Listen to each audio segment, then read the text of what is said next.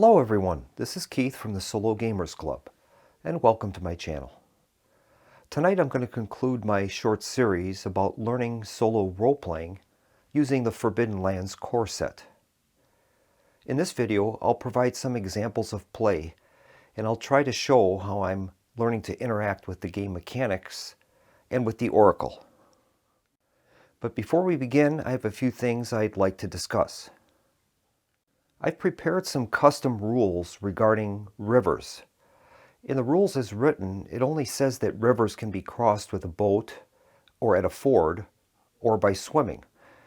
My custom rules take this a bit further and account for things like high water during heavy rains, the likelihood of a ford or bridge at a settlement, frozen rivers during winter, and a few other ideas like river travel on a canoe or a boat.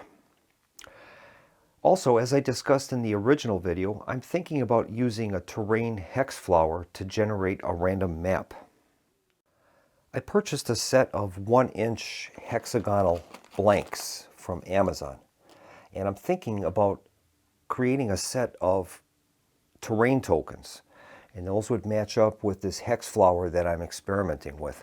And what I'm thinking about doing is trying to play this solitaire, but using this hex flower and eventually created tokens with those symbols on it to actually create the map as I go. I wouldn't have any idea about what is going to be ahead of me. So I start in one hex, and then we would determine what the terrain is of the paths that I can see, in each direction of the 6 from the hexagon, and then eventually we would build the terrain around it like that, and then that would give you kind of like a fog of war, so to speak. So that's something that I'm thinking about trying, and I'll let you know if I have any developments with this in the future. I've had several viewers contact me to ask if I can make my player aids available to them. And I'm going to try to post the files for those at the Forbidden Lands page at the RPG Geek site. It's the Board Game Geek equivalent for role-playing games. And I'll see if I can post those there. Obviously, this won't have any copyrighted material attached with it. It'll just be the items that I've personally created for myself on PowerPoint. So I'll try to include those in a PowerPoint format and a PDF format in case you don't have access to PowerPoint. And then you can have the tokens and the displays that I've created that I showed earlier in the other videos. In the previous video, I described the situation that brought the Orc Sorcerer and a Dwarven Captive together. I've prepared a short sequence that will describe the situation just prior to us beginning this test adventure. So let's take a look at it right now. Ergen surveyed the area to confirm they were alone before signaling the small man, and together they quietly retreated into the forest.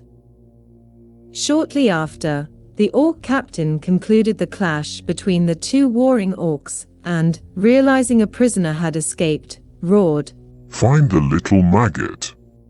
30 minutes later, Ergen and his new ally had put distance between themselves and the Orc slavers. Pausing, Ergen murmured, "I am Ergen, of the Aesir clan." The escapee inquired, "Why aid me? You're an orc. Why not deliver me to my captors?" Ergen replied, "Indeed, I am an orc, but those slavers belong to the Roka tribe, foes to both you and me." Extending his water skin, he offered, "Drink. I have a spare. You must be parched." The runaway drank deeply, cursing his captors. "Those fiends withheld water from us for almost 3 days." Ergen presented him with a wrapped bundle, advising, "Eat this. You must restore your strength. It may not be to your liking, but you can't afford to be choosy." The sturdy man consumed the dried fruits and nuts, and between mouthfuls, he expressed, "I've not eaten in almost a week, many thanks. I am Calic Redgrog, a dwarf of the Fulenmark." Ergen proposed, we should seek a settlement for rest and supplies. Meanwhile, we'll hunt or fish for sustenance. Drawing a knife, he handed it to Kalek. You lack a weapon, take this. It's simple, yet better than nothing. We must press on, the Roka will persist in their hunt for you. Kalek inquired, which direction? Ergen surveyed the surroundings and confessed, I'm not sure. This section of the forest is dark and unfamiliar. My home, a small village named Mulashteep, is many leagues to the east. However, we cannot venture there. My best estimate is to head in any direction but west. The slavers were heading west when I found you, and they'll likely resume that path eventually, as they need to take their prisoners to market. Kalek responded, my homeland lies to the north, yet after months of captivity and frequent moves, I'm unable to gauge the distance. Ergen pondered and suggested, I'm not acquainted with the territory you describe, but it seems wise to proceed northward. These are the two characters that we'll be using for this test playthrough tonight. I've got my primary character, Ergen Varfu, the Aesir Orc Sorcerer, and his companion is going to be a dwarf named Kalek Reddrog, and he's a fighter. Now, the solo rules clearly state that our primary character is the one that's going to be doing most of the skill checks and things like that, and the companion is there just to kind of support that character. He'll be able to do some things, but the primary driver of the solo campaign will be our primary character. The rules explain that in the event that Ergen, in this case, say if he was killed, we could easily convert Kalek into a primary character and then use him to continue on with the campaign. One thing I did not discuss in the previous videos is these talents that each of the characters have, and those are similar to skills, but they offer like bonuses to certain in-game concepts. So what I've done in preparation of this is I just made sure that I have a printout of all of the talents that might come up in the game for both characters, and this will give me the I'll easily be able to see what benefits I get from that talent. Like as an example, Quartermaster, it says you find good campsites and make sure your party is comfortable by the campfire. Your survival roll is +1 when you make camp during journey. So those are important things that we'll need to have handy for us until we get more familiar with the game.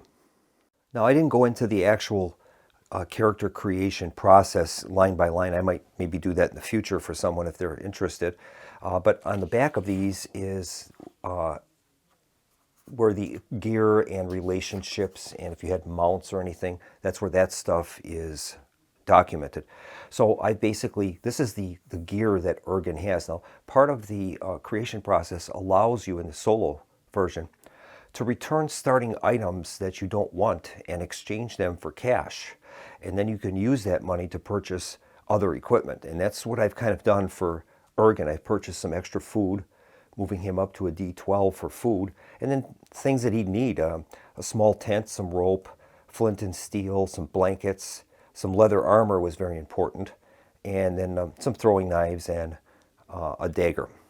Now, what I'm going to do is, since you saw that in the opening sequence that I video that I had just prior, it explained that Ergen gave Kalek some food and water. So what I'm going to do is decrease Ergen's food from D12 down to a D10, and then we'll move Kalek's food up to a D6. And same thing with the water. We'll move his water from D8 down to a D6, and we'll give D6 water to Kalek. All right, we're ready to begin. I'm just going to play a few turns of this to show the viewers an example of how I'm playing this. Now, this, like I said, again, this is a disclaimer. This might not be the right way to play this. This is my interpretation of it, so take this with a grain of salt. So we'll get started, and we'll begin by consulting our sequence of play. So step one is the morning, 6 a.m. to 12 p.m. First step is note the current season and date on the calendar. Okay, well, I've decided to make my campaign start in the fall rise, first of fall rise, which is harvest day. The calendar for the Ravenlands is seasons are broken up by holidays which occur at the first day of that season, and each season has its own different holiday associated with it. And you could actually use that, of course, for a role-playing element in the future.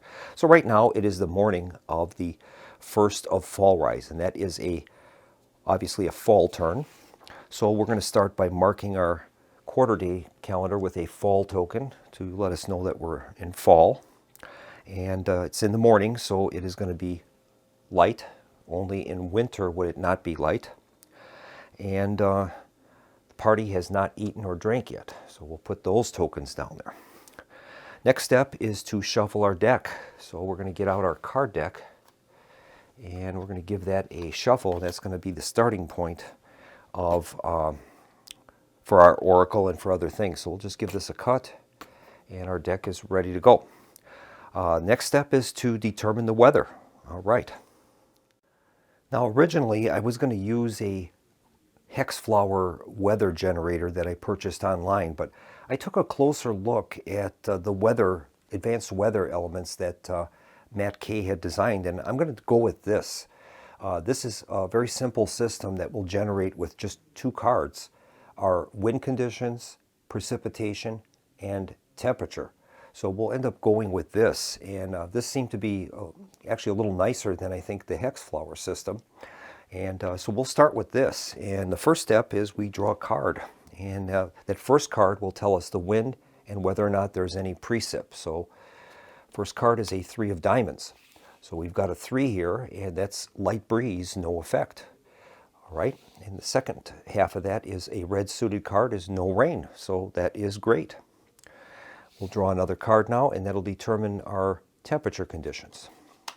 We've got a 5 of diamonds. Now we are in fall rise, so that is considered to be a summer month, and result of 2 to 10 is mild, no effect. All right, so we will mark those conditions accordingly with our tokens. So we've got a light breeze and mild temperatures, and there's no precip. I should actually make a token for clear. In other words, like with no precip. I didn't do that yet, so that's something I probably will do in the future. All right, so the weather is done. Step 4 of the procedure is to assign XP from the previous day. Now in the solo rules, you gain XP every morning, and in a normal game, the XP is assigned at the end of what is known as a session. So they're going to give us a little bit of an advantage with that. We don't have no XP, of course, because we had no previous day. We're just starting. So the next step is now to determine our character activities for the morning. Now we determined from the background story that we're trying to escape from that party of orc slavers. So we're going to do a hike, and we're going to travel on the campaign map. So what I'm going to do is, we're currently in this position here in the forest. I'm going to propose that we move into this hex directly north of us. That'll have the river next to us, which will be a good source of water, and we'll see how this works out. So we're going to assign our tasks for this morning hour.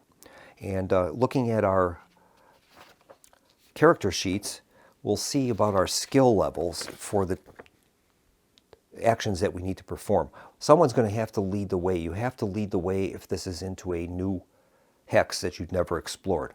If you're returning to a hex that you have explored, it's not required to lead the way. So that's also important to keep your map updated, that you have explored a certain area. So what I'm going to do is eventually, after we're done with this video, I'll mark in black those new hexes that we may have explored and moved into. So looking at our character abilities and our skills, we'll see who is the best at what. Now we're going to have to do a survival roll, and we're going to have to also do a scouting roll, I believe. Yeah, for keep watch. So we'll see what we've got in those departments.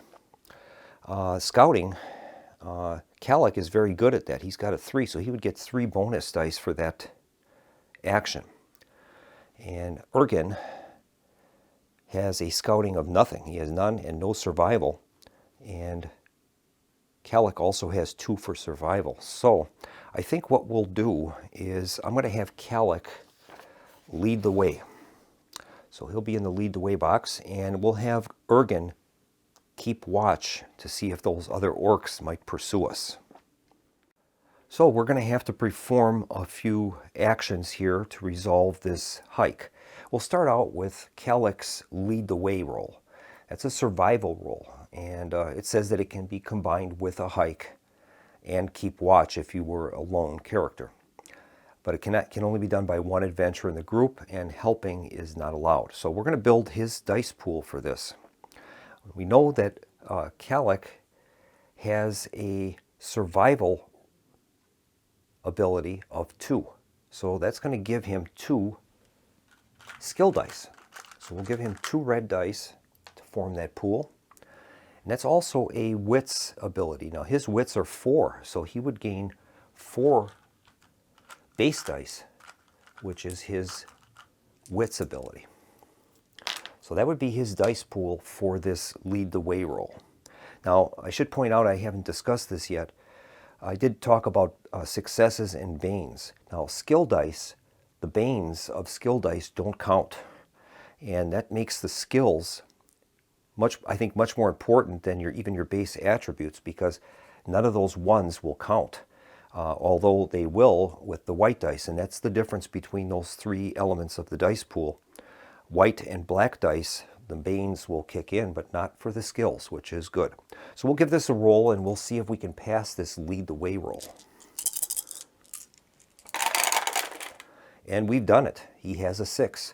So Calic has successfully led the way, and we'll be able to move our pawn into that new hex. Now we would get there no matter what. Even if he failed this, we would still be able to move into the new hex, but there would be some type of a cost to this, a failure. We'd have to roll on a table to find out what the effects of him poorly leading the way would be. All right, next up is Ergen's keep watch, and we'll have to get a dice pool for that. And what this would represent is if we encounter something here, if Ergen's able to pass a successful keep watch, we'll have a little warning on this. So that will be good for us. So he'll be making a scouting roll. So we'll take a look at his scouting ability, and he has none. So he's going to be just being able to use his wits.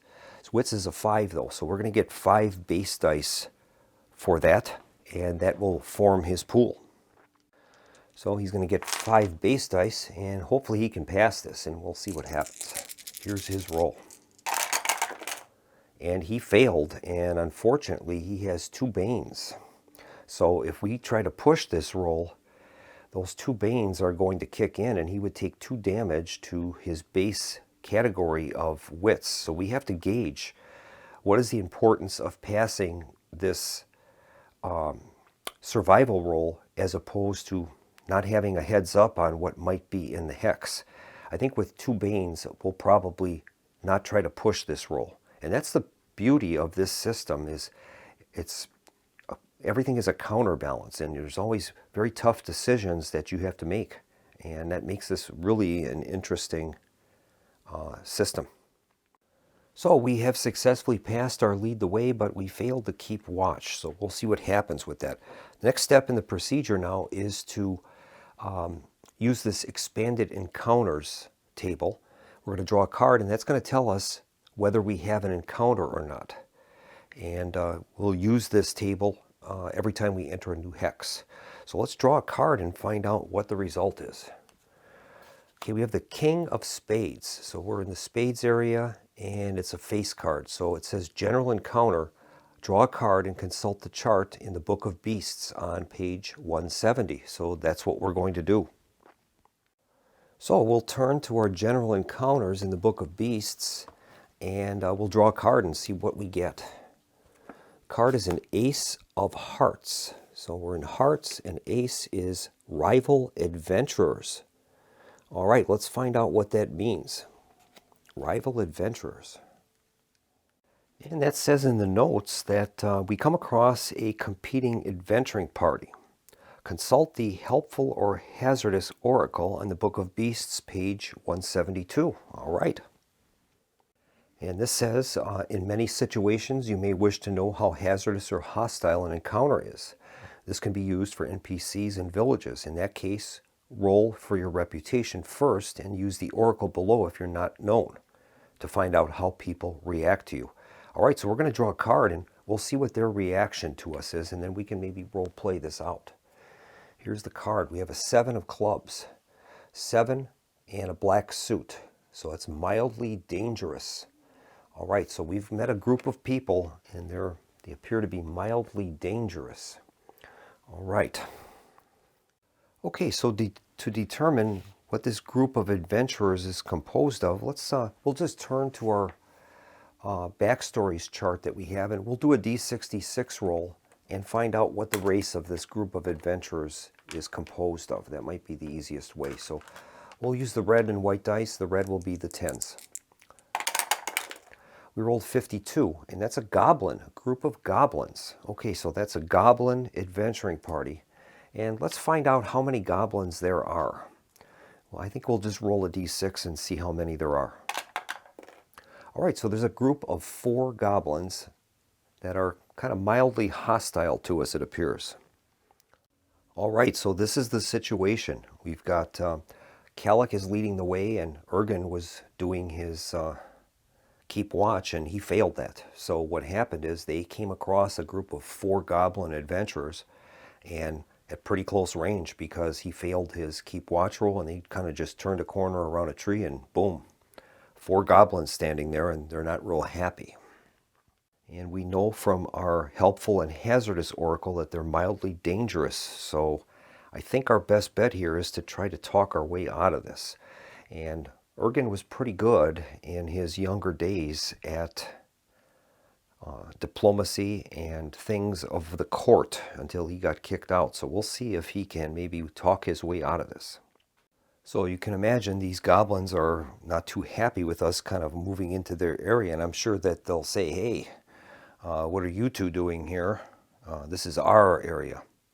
So I think at that point, Ergen is going to move up and try to calm the situation. Now, as a part of the solo rules, they have a social interactions table that we can use.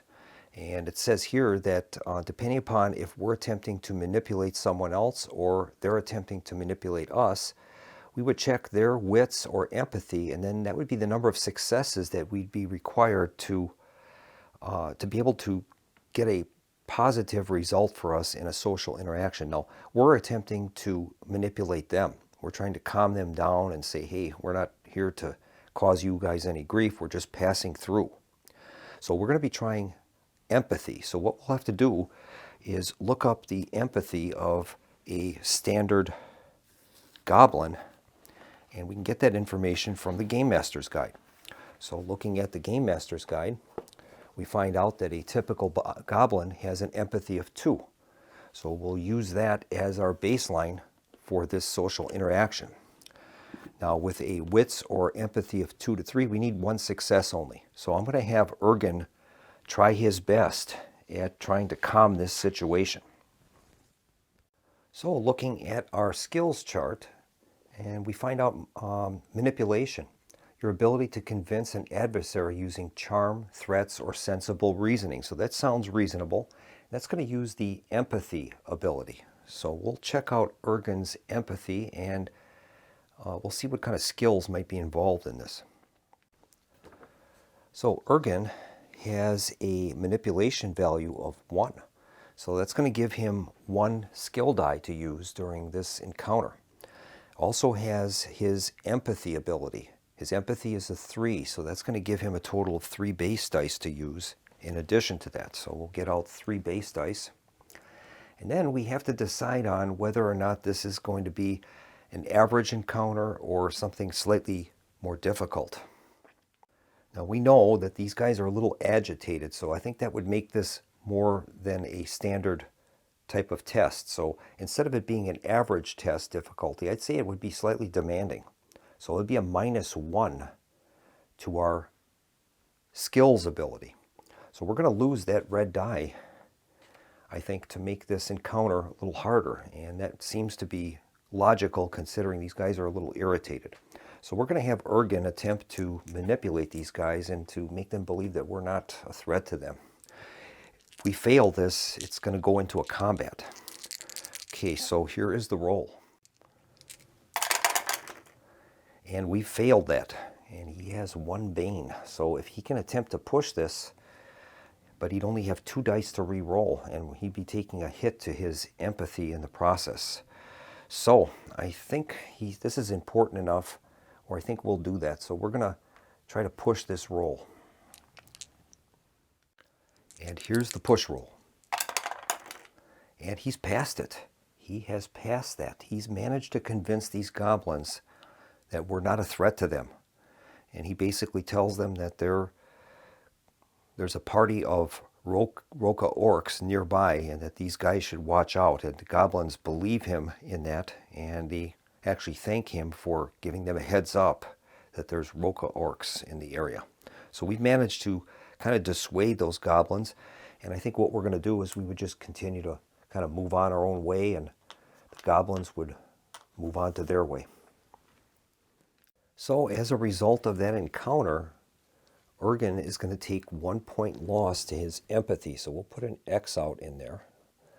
And that can be repaired by resting and some different methods. But that would represent like the stress that he took in dealing with this potential angry mob of goblins. So he's taken a point of empathy damage. Now our movement rate, our hiking distance, can be found on this table in the player's guide. And it says that if we're on foot and we're in open terrain, we can move 2 hexagons per quarter. And it would only be 1 hexagon per quarter if in difficult terrain. Now this is considered, even though it's wooded, it's considered to be open terrain. And only in mountainous or in heavy forest would that be considered to be that more difficult terrain. So we can actually move an extra hex during this quarter, and I think that's what we're going to do. So I'm going to propose that we follow the edge of this river, and we'll move into this next hex to the northeast. So we'll attempt to move into that hex, and we'll go through the procedure once again. So we've moved into the second half of the first quarter, so we'll move our light token into that second half of that morning, and that'll be the late part of the morning, 10 to 12 o'clock in the morning. And I think we'll continue with our travels. So we'll do this once again, and we'll have Kalik lead the way, and we'll have Ergen keep watch. So we'll begin with Kalik's lead the way, and that's a survival roll. So that's going to get him the 2 skill dice for his survival ability. And then he also can gain his base dice for wits, which is 4. So we'll give him 4 white dice. And that will be his dice pool for this lead the way roll. And we'll see if he can pass this. Okay, here's the roll. And he's done it. We've got a 6. So Kalik has successfully led us to the northeast without any problems. Now let's see about Ergen's keep watch roll. And that's a scouting roll for himself. Well, Ergen has no ability in scouting, but he can use his wits, and his wits are pretty good. He's got 5, so he'll be rolling 5 base dice for this test. And we'll see if he can successfully keep watch. Okay, here's the roll. And he's done it. He's got a 6, so we're not going to be surprised by anything happening in this new hex. So we followed the river, and we've successfully entered this new hex, and now we'll see what we're going to have some kind of an encounter here or not. So we'll consult our hex procedure, and then we're going to draw a card and see what happens. And we draw the card 4 of diamonds. So we've got diamonds, and it's a 4. It says a random encounter from the Game Master's Guide. So we'll consult page 147 of the Game Master's Guide. So we'll get out our random encounters table from the Game Master's Guide, and that's going to be a D66 roll that we're going to need to make. And we're currently in Forest, so that will be the column that we're going to use for this roll. So we'll make a D66 roll and see what the random encounter is. And we rolled a 15. So 15 in a forest is 0, so there is no encounter. Time passes without any significant encounter. All right. So this would be a good opportunity for us to use this no encounter mood oracle. And we can draw a card, and that might give us some ideas about what's here. So let's do that.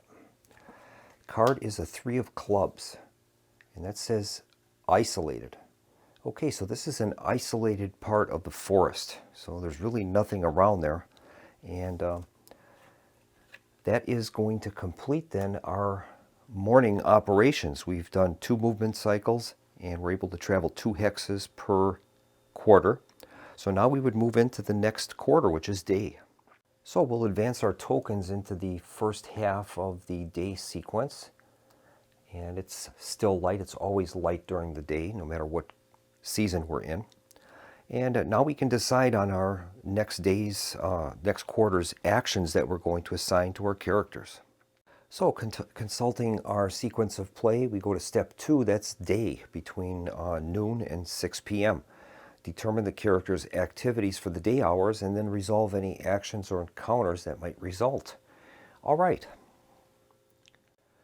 Well, we're in pretty good shape with the exception of Ergen's damage to his empathy, but I think we've put some distance between us and the Roka orcs, and it's possible that they could be pursuing us yet, but I think we're going to try to make camp. This is technically a daylight hour, so we could continue to push on, but I think this is a good opportunity for us to make camp. So consulting our player sheets, we know that make camp is going to be a survival roll. And obviously Kellic is very good at that. He has his survival skill is 2 skill dice. He also has an ability called Quartermaster, a talent. So let's take a look at that. Now his Quartermaster ability, he has rank 1 in that. And it says you can find good campsites and make sure your party are comfortable by the campfire. Rank 1, your survival roll is modified by +1 when you make camp during journeys, so that's pretty good. So we'll definitely have Kellic do the make camp action. Now let's decide what we want to do for Ergen Varfu. Now we're next to a river, so I think probably the best thing we can do would be to have Ergen forage. Now we're okay with food, but our water supplies are kind of bare minimum. And we both have a D6 for water. So I think I'll have him forage, and we're going to have him forage for water. Now that's also going to be a survival roll. So we'll begin by checking Kellic's make camp. We'll see how good he does at doing that. That's a survival roll. So his survival is 2. So he's going to get 2 skill dice for that.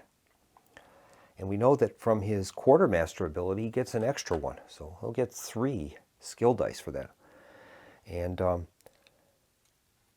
this survival roll is a wits.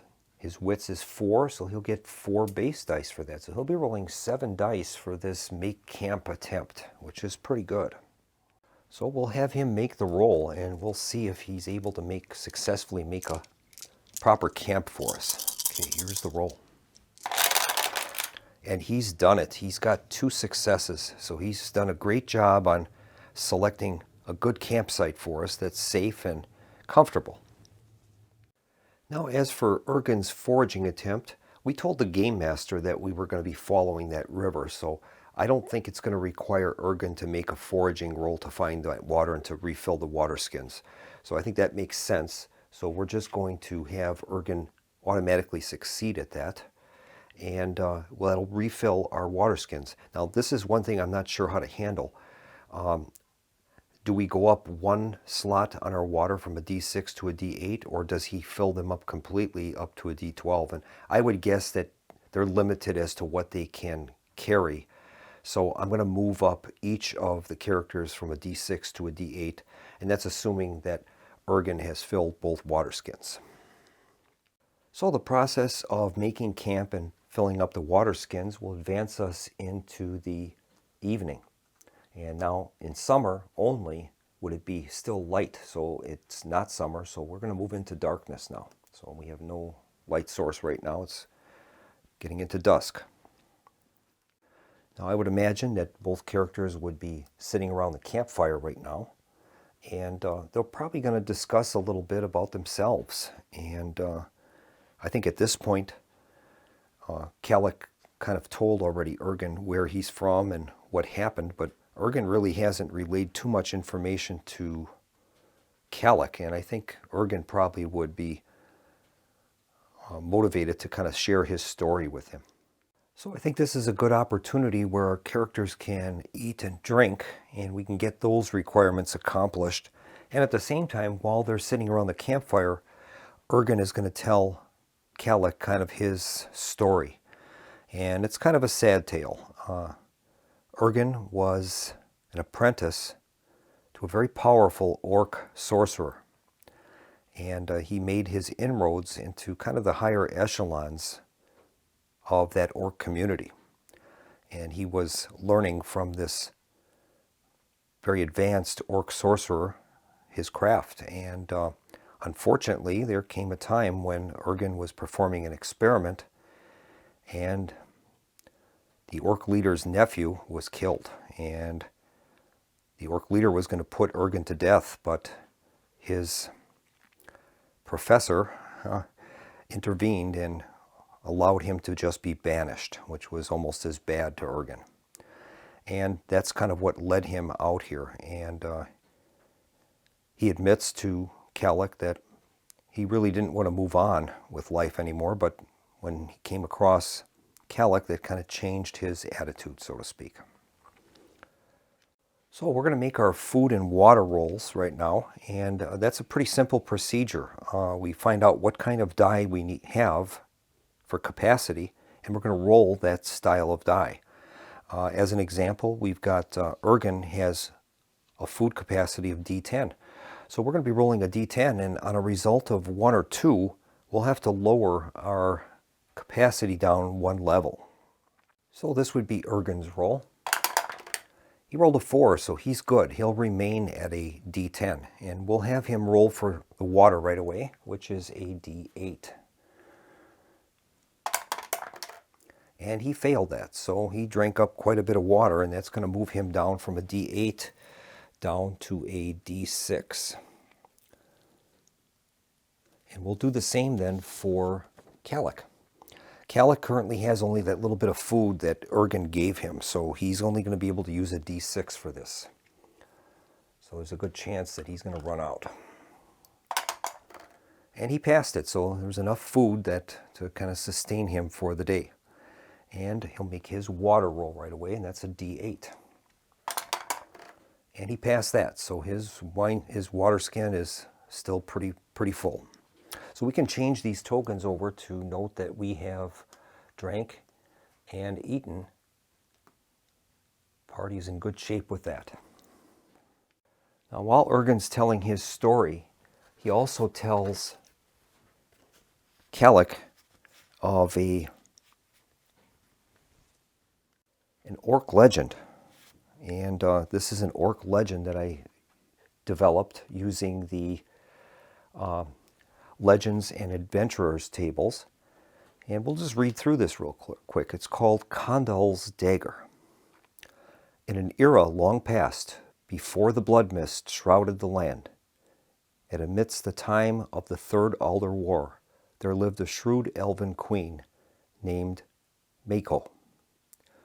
She embarked on a quest for a fabled artifact, Condal's Dagger, renowned for its elven steel blade and the priceless jewel in its hilt. She ventured westward from her fortress, a castle called Ashtonshire, to a hilltop, a day's march, where she vanished, leaving behind only the whispers of her spirit roaming the barren hill, eternally seeking the coveted dagger. Legend has it that the blade was entombed alongside an elven prince named Bennu, whose crypt is now venerated by a band of merciless goblins. So that was a fireside chat that the two had, and at the same time, Kellic begins to tell a dwarven tale known as the Chamber of Gold. During the time of the Alder Wars, a cunning Rust brother named Olaf sought retribution against a foe who had defied the god Rust. He ventured to a tower shrouded within a dark forest, a day's march southeast from the hamlet of Farkal. It is said that he discovered a concealed dungeon filled with chambers. He returned from his expedition a changed man, rich as royalty, but met his demise soon after. Tales persist that the dungeon contained more gold than he could carry, and to this day it is rumored to be under the watch of bandits, driven mad by the lust for gold. And this was also part of the setup procedure. It tells us that we're supposed to draft up a couple legends that we can use, and that might drive the narrative of the game forward. So looking at these legends, what we would probably want to do is, if we can find a community, we could ask questions of the oracle. Do any of the villagers, have they ever heard of an elven queen named Mako, or have they ever heard of a castle called Ashtonshire? And the same could be done for the Chamber of Gold. Have they ever heard of a hamlet called Farkal? And that would maybe lead us with some card draws of the oracle to possibly tracking these things down. And that's how I'm kind of perceiving this forward. So now we would move on to our step 3, and that's evening, 6 p.m. to midnight. Determine the character's activities for the evening hours. If traveling during summer, it is considered light, and then we would resolve those actions and encounters. So let's see what we're going to have our characters do during the night. Well, one of us is going to have to keep watch. We don't want to be surprised by any type of random event that might happen. So I think what we'll do is we'll have Kellic keep watch. And we could have Ergen maybe forage for some food. That might be an idea. He does have a hook and line, so he could also try some fishing in the river too. That would also be another option. Well, we're doing okay with provisions, so I think what we'll do is we'll have Ergen do some sleep. And we have to sleep once per day. If we don't do that, we become sleepy. So I think we'll have Ergen sleep while Kellic keeps watch. Now by sleeping, that's automatically considered to be rest at the same time. So that would allow Ergen to be able to heal up any damage that he has. And that's one of the simple ways that damage in this system works. You can take so much damage, and if you become broken, that's when a critical damage would occur. So we can always recover, though, with sleep, and that's kind of an interesting mechanic. So we'll take care of Kellic's keep watch. Now that's a scouting roll. Kellic has a scouting ability of 3, so that's going to earn him 3 skill dice. That also uses the base value of wits. His wits are 4, so that'll give him 4 base dice. So we'll roll those and see if Kellic is able to keep watch of anything possibly approaching the camp. Here's the roll. And he's passed it. He's done a good job. He's got a 6, so he's going to be aware of anything that might come towards the camp. In the meantime, Ergen has gotten his sleep, and we're able to remove that damage that he had to his empathy from that encounter with the goblins. So he's back to full strength of 3 empathy now. And then we can proceed on the quarter days again. So we'll move our quarter day up to night. And we've eaten, and we'll probably just reverse the procedure. We'll have Kellic sleep, and Ergen will keep watch. And as long as Ergen doesn't fail to keep watch, we're going to say for the moment that nothing is going to approach the camp. Normally, the GM is supposed to make a secret roll and determine if any type of encounter happens at the stationary campsite. But in this case, since this is we're just a learning exercise, we'll see if we can just get through this day without any problems. So we'll have Ergen attempt to keep watch while Calic is sleeping. And Ergen's scouting ability is 0. He has none, so he'll be just limited to his wits. So he'll be rolling a total of five dice, 5 base dice for his keep watch roll. So we'll have him make that roll and see if he can pass that. And he's failed that now. He has 1 bane. So we'll have to decide how important it is to keep watch. And I think we're going to push this roll. So we'll have him try to re-roll it. We'll leave out the 1 and see if we can continue this with a push. And that's basically represents Ergen pushing himself to stay awake and to be observant.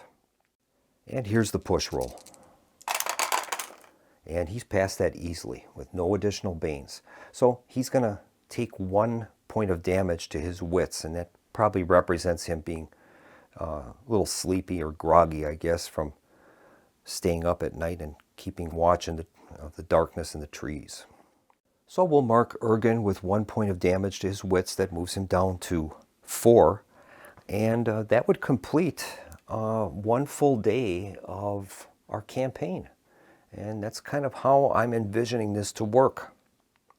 So now what I would do is I would update my map to indicate that we have explored these 2 hexes. I'll just kind of darken those in, I think, with a marker of some color, maybe blue or something like that. Or I could continue on with the orange, I guess. And that'll note our progress on the campaign map, and I would probably update my journal, and that would reflect our encounter with the goblins and the fact that we made camp next to the river, and what has basically transpired during the day. And I think I'm going to bring this to a close. Like I said, this was just intended to give an example of play as I understand it. That may or may not be right, but this is kind of how I'm approaching the game to this point. I think what I'm going to do is, in the future, I will probably release another video to kind of update the viewers as to my progress on how I'm coming along with understanding the system, if there were any oversights that I had or anything else I might have learned. I'm going to be watching some videos, I think, on solo role-playing now, and I'll compare their actions and the way they approach it with what I've come up with, and kind of come up with a consensus, I guess. But I have to say, I really enjoy this system. It's a lot of fun, and I feel that this really could be a new trajectory for myself in solo gaming, and I'm really happy that I kind of discovered this. I think that's what we'll do, though, is we'll bring this video to a close, and I hope that this proved to be interesting for the viewers. And I apologize for this being kind of, haphazard in nature, but I am just still learning this, and I'm trying to do this to the best of my ability. So, all right, in the meantime, thank you for watching, and I appreciate you tuning in, and I hope to see you again soon on the channel. In the meantime, have a pleasant evening and a good night.